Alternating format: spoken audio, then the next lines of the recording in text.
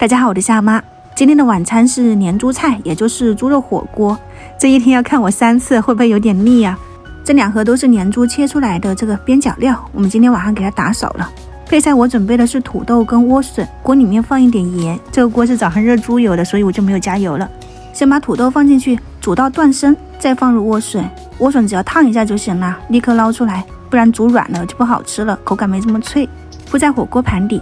炒料你就准备一点姜蒜，然后泡椒，一点红线椒，给它们切碎，放进油锅里面爆炒，炒出水分哈。稍微炒香，你就把火调小。我们来调一个就是简单版本的应急的糍粑辣椒，加里面的粗辣椒粉，放水哈。我放的是那个泡椒水，不要浪费。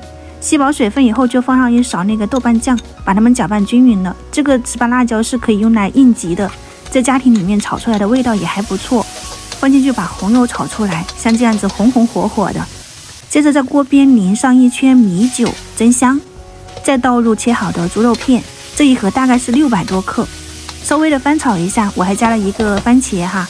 猪肉是那种半生不熟的状态，我就淋入了开水，多倒一点。调味你就放上盐、酱油、花椒粉、胡椒粉，一点点味精。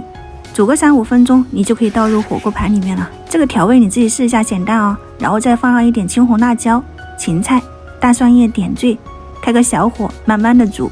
今天的年猪菜火锅就做好了，很烫，本来还想端起来给你们看一下的。猪肉火锅还不错的，微酸鲜辣，很好吃，但是小朋友肯定不行的，会辣哭。这边给他们准备一点清淡一点的。上午剩下来的内酯豆腐，稍微的刮一下，再剥一个皮蛋，切成4瓣。锅里面热油，放入皮蛋，先煎一下，这样煮出来的那个汤是奶白色的，比较浓郁。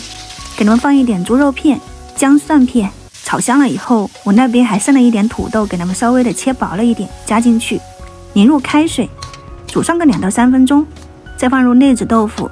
调味你就放一点盐、胡椒粉就行了。猪肉的话呢，胡椒粉是少不了的。扯2把白菜抓进去，撒上葱花。1分钟以后，这个锅汤就可以出锅了。一锅出，有菜有肉有汤，啥都有哈，也挺简单快速的，妈妈们可以参考一下。虽然他们的也挺好，但是我的会更香。